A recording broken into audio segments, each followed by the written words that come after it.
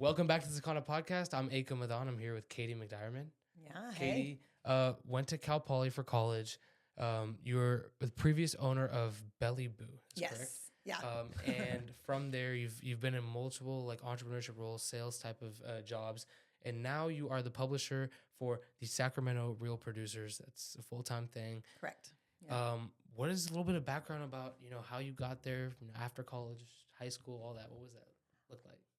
So graduated from Cal Poly with a recreation administration major, which I had no idea what that was going into college, but it was a great major to get me admitted to Cal Poly.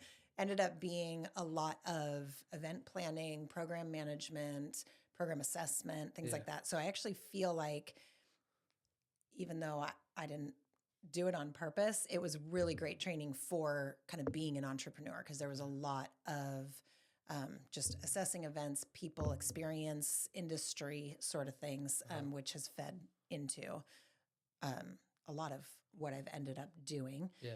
After college, got married, found myself back in Roseville after a couple years in Southern California, and saw that the Fountains was under construction, was going to be building. And I had a 2-year-old at the time, pregnant with my second. And I knew that the maternity, baby, high-end industry was kind of blowing up. And I think I've always just, when I see things, I'm very inspired by just seeing things around and being like, I think I could do that. I want to do that. Like, that looks like fun. And so I really just, with that particular venture, knew nothing, had no experience about the retail industry or owning a business. That was definitely my first kind of bout into entrepreneurship. But I rallied a best friend from college and my sister-in-law and was like, let's do this. We can do this. And so we secured a lease on a space in the Fountains as they were building, did the TIs, opened with the grand opening of the Fountain Center, and had that store for 5 years. It's where currently Salt and Straw is. Okay. So it was, that was a wild ride, like drinking from a fire hose. We joke that I got like 2 more degrees doing that business. But I think I was young enough and naive enough to be like, well, who can't do this? Like, I could do it if anybody else could do it. So I think I had some unearned confidence, but I actually feel like in entrepreneurship, that's one of the best things you can have, is not knowing what you don't know and going in, not letting anybody tell you that you can't, and just thinking that you can. Amazing. And figuring it out as you go. So that's how the story of Bellybou went. And you can ask me more questions about it, but really enjoyed those 5 years. When our lease was up, was done doing that. Yeah. Learned all that I needed to learn, had 2 more kids by then, which I literally had with me in the store in slings while we worked the store. We never really got it profitable enough to have like full employees and stuff. So we still had to work the store. And I think we were just ready to be done with that after 5 years, but learned a ton. And then had a chunk of probably 10 years after that where I did different little things. I led the women's ministry. I was the women's ministry director at my church. So that involved a lot of vision casting and community building and throwing events and things like that are skills of an entrepreneur. But it wasn't, business ownership or anything like that. But did that while I was kind of raising my kids. And then got to 2019, my youngest went to kindergarten. It was time. My husband was making a career shift. And so it was time for me to look back into full-time work, but I still had lots of kids at home. I have 5 kids. Wow. So they were still going to be home, and I knew I needed something that was not just like a straight 9 to 5, had a boss that needed me to be in office for all those hours. Like, I needed the flexibility to make my own schedule. Yeah. So looking into something that was more of a business ownership pursuit made sense. And I found the Real Producers concept. It was out on the East Coast. I knew they didn't have it in Sacramento yet, learned about it. All of that was kind of kismet, like just kind of meant to be. I'm a person of faith. I believe that played into me finding out about it. But I was really intrigued by the concept. Like, I really liked the concept of Real Producers, which again, I can explain more, but it just matched a lot of my skill set and what I'm passionate about organically. And I think I believed in it. I caught the vision naturally. It wasn't a hard sell for me to believe it could do well in Sacramento. So, so I pursued it and we launched it, and it's 5 years later, and here we are. When you talked about, you mentioned the idea that you did it, you earned, I guess, 2 degrees. You said you were joking around, but because you didn't know what you were going into, you just kind of went in there and figured everything out. Yeah. I know that's something that we talked about when I was talking to Matt, a financial assistant, and he was just talking about like the biggest thing for young entrepreneurs is the idea that most people who succeed and who are successful just throw themselves in, and they are like ignorant. And that's the best thing because they'll figure it out on the go. Yeah. And so there's that fake it till you make it phrase. I don't know if I love that because I think that that's been overused now and turned into something that it wasn't intended to, with like, you can kind of see it. I think there's fake it till you make it, which is like a confidence that I will figure this out and I can do anything. And then there's a fake it till you make it that is all about like posturing, like you already know and are successful already. And I think social media plays into that. And you can see a lot of people going out and curating these things as though they are already successful and professional and know everything. You can get yourself in a lot of trouble with that because people will believe you, and then they'll put you in charge of more than you should be in charge of, and you can really let them down. Yeah. But what I mean by fake it till you make it is not believing your own like self-talk of like, I don't know what I'm doing here and nobody's going to give me a shot. And if they knew that I didn't know like anything, they'd never, that kind of thing. Like you can go in. So like I called up I Googled the number that I saw for the fountains for the lease agent. And I just called her and was like, hey, I'm opening a high-end maternity and baby store, and I'm just curious about your rates. I didn't know what I was talking about. Yeah. I really, I'm opening a maternity and baby store was that I had the idea to. I didn't have anything else. But she was like, great, we can set an appointment and I'll see you, in a month, and bring your business plan. And I was like, what's a business plan? Let's go to Barnes and Noble. Now I'm dating myself. Now you would Google it. But I was like, this was 2005, 2006. And I was like, got to go get a book on how to write a business plan. And so there was no mistake in me that I didn't know yet, but there was a confidence that I could figure anything out. Yeah. There was resources around me. There were people I could ask. My father-in-law was a huge help. He was, owned his own business for 30 years at the time. And he looked over my business plan and helped me. And he actually went to that lease appointment meeting with me. And so it wasn't that I was pretending I already knew everything, but I was confident enough. I was young enough to be confident enough that I could figure it out. When you started that first business, what was your financial situation? I know the biggest thing that kind of scares younger people from starting their own business is they are just worried that it's going to be too much, or they don't know how much money to put in, or that whole conversion and that idea. What was your financial situation like? Yeah. I mean, we figured out what we needed to buy inventory ahead of time. We got money from the fountains, like upfront for TIs. Okay. You got a certain amount because we actually built out the space along with the fountains. Yeah. We just leaned on the people around us. I feel very privileged at what I was 26 at the time, 26 or 27. We had just really great people in our lives, mentors, father-in-law, friends of family that were in construction that could help us with that piece. So we did take loans. Yeah. The three of us that were co-owners all took loans from different family members, but really for us all in, it was 10 grand each. Now we're talking 2006, we all borrowed 10 grand to be able to upfront buy the inventory, get the additional TIs ready to go, and then we were off and running. Yeah. So I kind of want to shift it to now your current business and what you run. You've been in multiple industries, I guess you could say. Now you're in, the real estate space. Before you were in retail. when you look to attack these new industries or even just like find them, what do Yeah. you specifically look for? Is there anything that you look for, or is that just like a, hey, I'm interested, I want to take a chance? Yeah. I I think I look for if it's like personally interesting to me, aligns with what I think I would be excited to learn about. Uh-huh. For my current job with Real Producers, I had no real estate background, no knowledge of real estate. Like I literally had to have one of my good friends who was a real estate agent sit me down and explain like real estate agent, real estate broker, brokerages. Like Yeah. this is how it all works. And I feel silly admitting that now.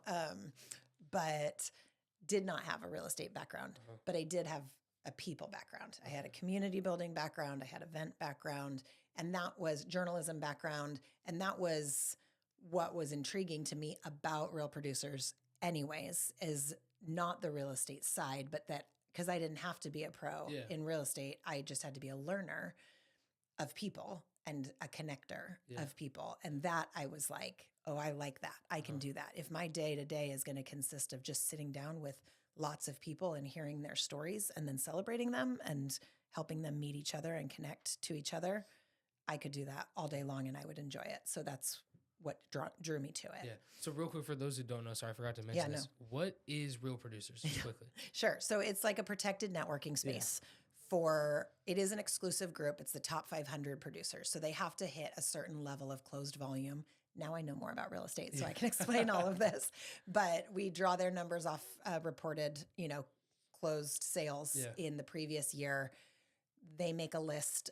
It's very like non-pay to play. They make that list based purely off of their merit and the level of success that they're doing. So it comes out to about the top 2% of performers in the Sacramento, El Dorado Hills, and Placer County region.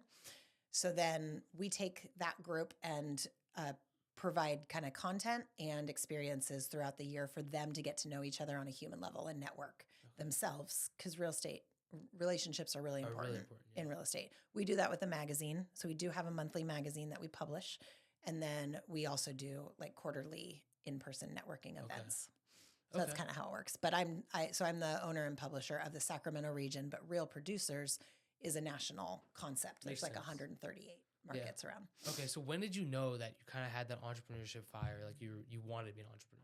Oh man, I mean, I don't know if I had the word entrepreneur as early as that was just like ingrained in me. Like, I mean, I was in high school selling things at recess, or like grade school selling. I started like a sticker and chapstick business at recess selling, like I was always visioning for the next cool thing that we could do, that I could build and bring people along on and make money along the way. That was some part of it, but not really as much as like, wouldn't it be cool to do this? So I don't think I had the name of entrepreneur as like until I was in my 20s, late 20s, to attribute to this side of me that just didn't really want to go work for somebody, but instead wanted to build my own thing. And I just thought it would be so cool to build my own thing. So Real Producers in Sacramento specifically became profitable within, 4 months? Yeah. And normally it takes 6 to 9 is the average for a market. What were some skills that you like use for networking? Because networking is so important. Yeah. So I was very lucky. Real Producers is a proven business concept. It's a good idea.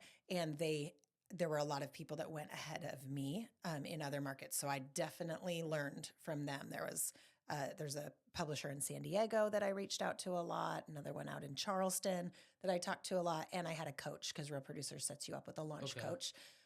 So there's like a formula. This is what you do. You meet with these people, and I am a rule follower. So I was like, I will do whatever you tell me to do. Yeah. And the method for building a network is just setting meetings, lots and lots of meetings, meeting with people. And it is hard to get people to take your meeting when you're nobody that they know and they're busy professionals. Yeah. but that was my method. Just keep trying and being genuine and authentic when you meet them. I think looking for what you can provide to them instead of just what you need from them. And I think that really does come naturally to me. So I set a lot of meetings. I mean, nose to the grindstone, whatever the phrase is, head down. Head down. Failure was not an option with Real Producers. Our family was in a situation where it needed to succeed. I have a very supportive husband who believed in me when I was like, this isn't going to work. I can't do this. Abort ship, and he's all, nope, it has to work. And you got this.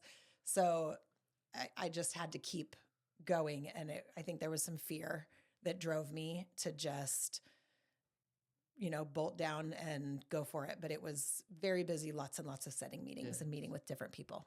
So for people who have that same, I guess you could call it like that who have to have the tunnel vision, who want to build a network to go in whatever industry they want to go to, what are some, I know you talked about resilience and just keep on going. Are there is there anything else that you would recommend people just try to kind of hone down on? Any skills? Yeah. I mean, I do think that you have to have a sense of grit, and failure is not an option. And also, I think I just read a quote. I think I posted it because it resonated with me so much. But I think too many people think if this feels hard, it shouldn't be this hard. Okay. It's not working. Yeah. So maybe I need to change course. And I don't think that's true. I think that it feels hard because it's working. And this is where people often quit. And if you do not, and you keep going through the hard, it will work. I had somebody a mentor tell me early on, because I was like, I just hate feeling stupid. I hate feeling stupid in all these places. I don't know what I'm talking about. And I feel like they're going to know that I'm, don't know what I'm talking about. So I was saying, I don't like new things because of this. I think I'm learning I don't like trying something new. And he was like, you like new things. You're excited by new things. But what you're saying is you don't like feeling inept at it. But nobody is not inept at first. Like inexperience is just a necessary first step. Yeah. And you have to take more steps in inexperience before you get to experience. So just do it faster. I hated the feeling of feeling like I wasn't good at it. Uh-huh. The only way you get through that is to do it more. So I just did it more faster, do more meetings. The more meetings you do, the sooner you'll get to the place where the meetings you don't what you're doing in them. So I think the keep going and pushing through and not being afraid of the very normal part in the process where you feel like you're failing and it's not working, knowing that that's not an indicator that it's actually not working. That's just a very normal part of the process.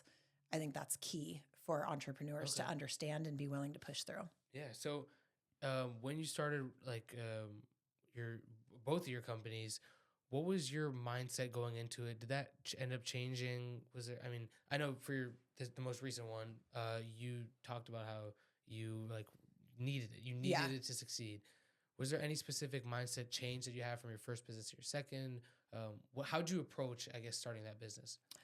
Yeah, I do think that I learned a lot in my first business. And some of this is just maturity. I was mid-20s when I started my first. I was 40 when I started my second, and I had 5 kids in between, which grows you up and makes you tougher.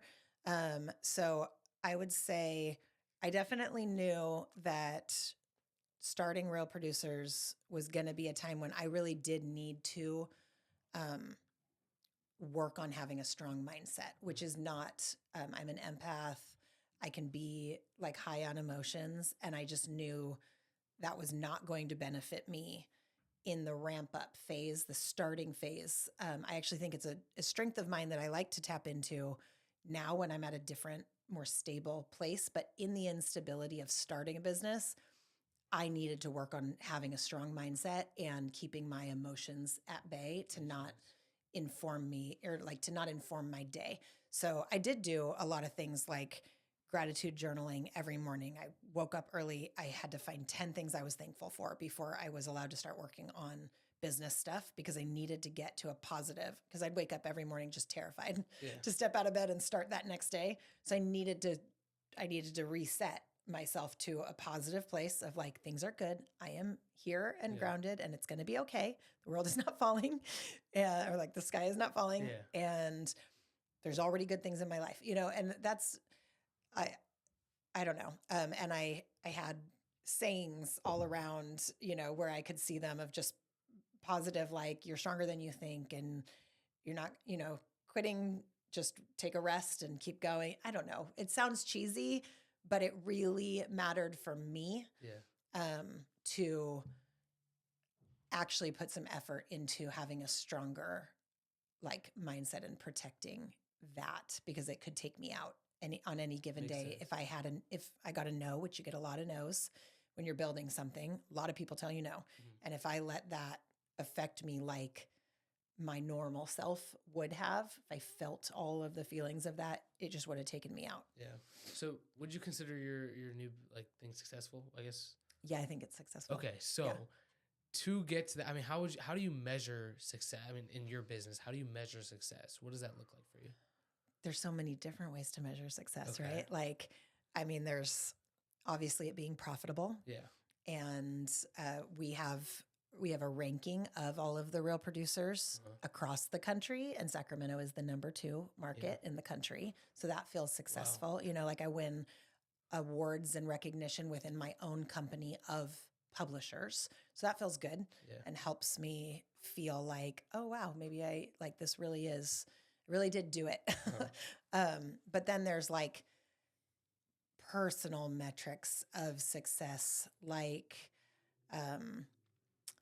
being able to take 2 weeks in the summer to go to Uganda with my whole family and really shut off work. And I have systems in place, or shut off work in my mind, but the work keeps going. My systems are in place. My employees and staff are in place, and I kind of can leave without like missing a beat for a planned amount of time. I did a lot of work on the front end, a lot of work on the back end to make that smooth, but that feels successful to me. That was always my goal, is like, I still want to be present in the rest of my life. So when I can do things like that, that feels like a measure of success for sure. What's been your most effective strategy to grow your publication? People, meeting with people, more and more meetings. Anytime I felt like we were stalled out and not moving, and this came from my launch coach, like this came from because we have business coaches within the Real Producers Network that help us, and we do trainings. And he just told me, like, if you're getting down in the slumps, like, you need to go meet with more people in the industry, go set more meetings with realtors, do more interviews. Because for me, I'm inspired by people's stories. I'm an extrovert for sure. And so if I spend too many days without meeting somebody and I'm just on my computer doing that, I'll start to like get in my own head and get in a hole. I love meeting with people. So, but that also, like, people lead you to other people who lead you to other people. Exactly. So setting more meetings, that was literally it. Yeah. So AI, this whole new revolution coming.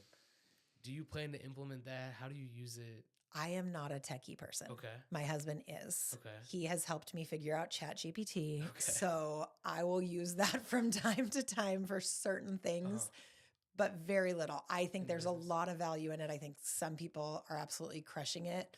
I haven't figured out how to like make that matter too much for my business yet. So do you see it making any long-term impacts in the business that you're in? I mean, I think it increases the marketing. You're seeing a big shift in, social media marketing in general. And I think a lot of people are utilizing AI for that. Okay. In the publishing space, I do know writers are worried about losing their role, because I hire writers right now, like people who get on the phone and do interviews with agents. And some of the publishers are using a little bit more of AI to write some of those articles off of, good questionnaires and things like that. Yeah. So I can see it disrupting journalism to an extent. But for me, I don't see it coming into play for me personally because in the Real Producers space, because Real Producers is such a relationally driven network. Okay. It is about face-to-face people meeting. It's hyper local. It's all people in this area that have their license, and there just isn't a replacement for actually being face-to-face and meeting people, like, and getting to know them on a personal level. Like, that's what I was going to ask you. I was about to talk about Okay. networking and how AI would go into that. I know Tanya Hamlin, another realtor, like uses AI to like kind of keep a schedule of reaching out to certain clients and checking in month to month. So I was going to bring that up, but yeah, I mean, AI can be great for organization Yeah. and systems and keeping you on track for all that kind of stuff. But you don't think it'll replace human? I don't think so. Okay. I mean, and I see these agents, they are phenomenally charismatic people. And that is why they're so successful. I think specifically in real estate, people want to they want to use a real person that they connect with and trust to sell their home or help them buy a home. It's going to be hard for AI and a robot to come in and build like authentic trust. There's just not that ethos there. And then that's not really my side of the job. My side of the job is connecting the agents together so that they have agent to agent relationships, which can then be really strategic and help them grow with off markets and just strategic relationships in general. But again, there's no replacement for them actually having spaces where they can sit down or have a drink together, you know, in a casual environment, or read each other's stories in the magazine and develop a kind of like loyalty and goodwill and trust. And I think human relationship is always going to be something that supersedes. Okay. I hope it's what I want to believe. I want to shift it to kind of the idea of the back end of it. We talked about the successes. A lot of people in my business leadership class in high school talk about their fear of failure. I know it's a big thing. Have you experienced any failures in your journey? What has that led to? How does that look? Oh yeah, lots of failures. Let's see.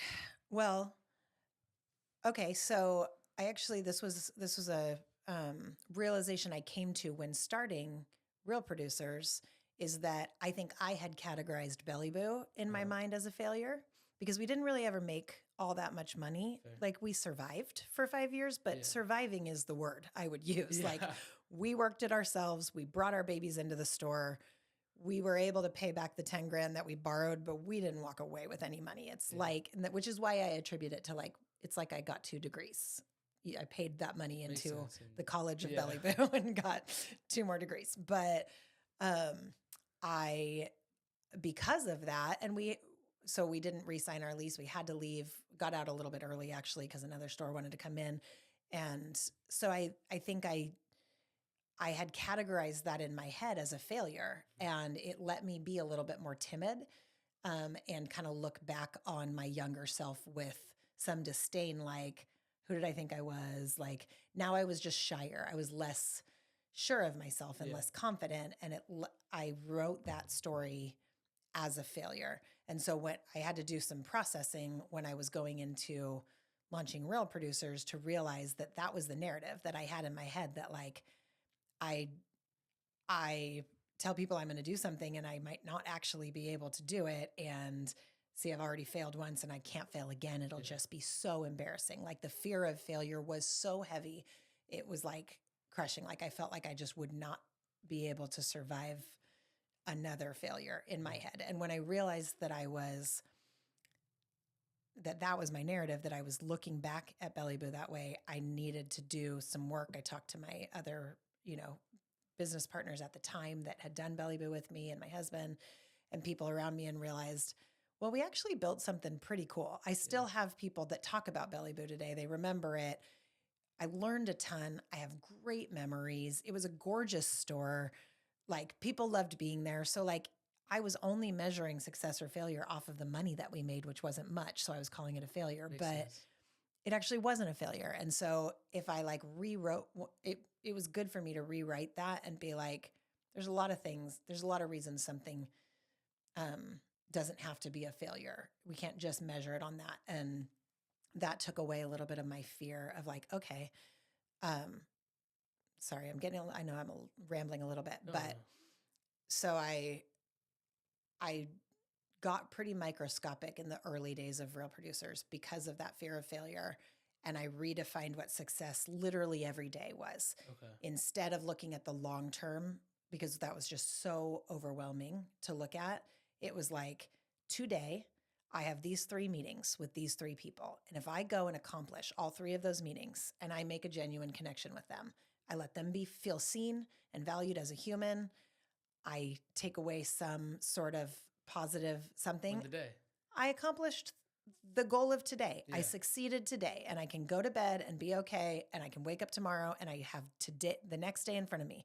So I think fear of failure is overcome by getting a lot more microscopic in your successes, and you have many successes every day that you need to accomplish. And if you do those, if you take those steps, you don't worry about the rest. Okay. That was what I had to do. Yeah. I love how you kind of got into it already. The idea of separating your self-worth from your business success and your business fluctuations, you could say. You talked about it earlier and you mentioned it now. First, you were talking about how you write a few things that you're grateful for. So before you get into your business, you can kind of separate, at least I'm here and I'm happy that what I have. How else do you separate that, or how else would you recommend other people to separate their self-worth from their business fluctuations? Yeah, I think it is important to take time to look up from the grind and like literally look around you at the real things in your life right now that you have that are meaningful. Yeah. And like, I mean, it really sounds cliche, but it is like, breathe in, breathe out. You are here. You are okay. There are all these people that love you, that give meaning to your life. And I needed to do that on a daily basis and still do. I can get very steeped in and overwhelmed. And it is like my favorite thing to get to the end of my day and know I did my last meeting and I did it in time to now go and sit at my son's basketball game. That's all I want to do with the second half of my day is sit at my kids' sports and enjoy them and be a mom and all these other things that to me bring so much richness to my life. So separating my like work grind with my family life. And I mean, that's what gives me a reset and the self-worth and all that kind of stuff. I hope that answers your question. No, that does. Okay. I know faith is such a big thing in so many people's lives. People believe in different things, but it's such a big cornerstone in so many people's lives. I want to touch on that and kind of add on to what you're saying. How has faith impacted your business life or your personal life in general that kind of got you to that place and catapulted you? Yeah. So I am a believer. I am a Christian. I believe in God. And so that played a huge role. Like my gratitude journaling was not just out to like the universe or my own self. Like I built these things. Yeah. It was definitely tied to a creator that gave me those things that I could ground myself in my relationship with God and the provider of all of these things. I think believing that that the creator God is sovereign and sees me, and there is like unique value, inherent value in me and in other humans. So when I was talking about getting real small on each day and just my meetings with each person, I literally would pray in my car before every meeting, like, help me just connect with this person. Yeah. They're another human. They're another created being. They have value.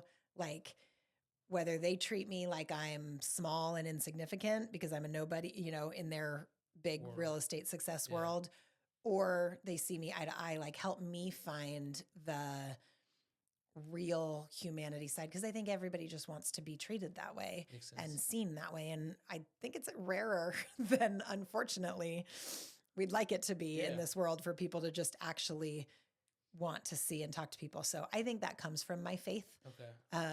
Just inherently loving and wanting to know people and help them feel seen and loved. So that came very naturally. And I think that's because of my faith and my years in ministry and leading a ministry. My husband was a pastor for a long time. So I think my faith plays a big role in that. And then also just in the centering of trust and security that like he has a plan. We will be okay. We could lose all of this tomorrow, and the things that matter are still here, you know? So it's amazing. Yeah. To kind of wrap up, you know, your amazing story, all the advice you've given on this episode, if you could go back in time and give your 25-year-old self or any 25-year-old person, you know, any advice in starting their own businesses or just having a successful life, a fundamentally successful life, what advice would you give? I love this question because there are so many things I would say to my 25-year-old self. I would say you are a sum of all of your experiences. Okay. Like there is no substitute for actually just doing the thing. And you will be different on the back end of having tried something, whether it succeeds or quote unquote fails. Like we talked about, you will be changed. You will be like, a sum of that experience that will change you and better equip you for the next one. And so don't be afraid to try things, start new things, tell yourself you can figure it out. You are not any less capable than anybody else around you. You have everything that you need and the resources around you. I also think that I used to be really bummed because I'm a big dreamer. I think a lot of things sound fun, like so many different jobs I would have loved to do. And I remember being in my 20s and feeling like it really sucks that you can only choose one thing to do with your life. Like, I want to be this and this and this. And like choosing one path necessarily means you can't do another. And I don't actually think that's true. Like, I just completely changed courses at 40 to do a totally different career that I never saw coming, that I never dreamed of. And my husband did the same thing. And that's been like kind of the surprise of my 40s is there's lots of time in life. So if you're worried about which path to choose, just start down one, do it for a while. You'll learn a ton of things. Maybe you'll love it and do it for the rest of your life. Or maybe in 5-8 years, you'll be like, you know what? Now I want to change course. And you're going to take all your experience and growth, and then you're going to go a different direction and you'll be successful in a different direction. You can have a lot of chapters to your life. So I wish I had known that and been inspired by that at 25. So, amazing. Thank you so much for coming on. You're welcome. Thank you for having me.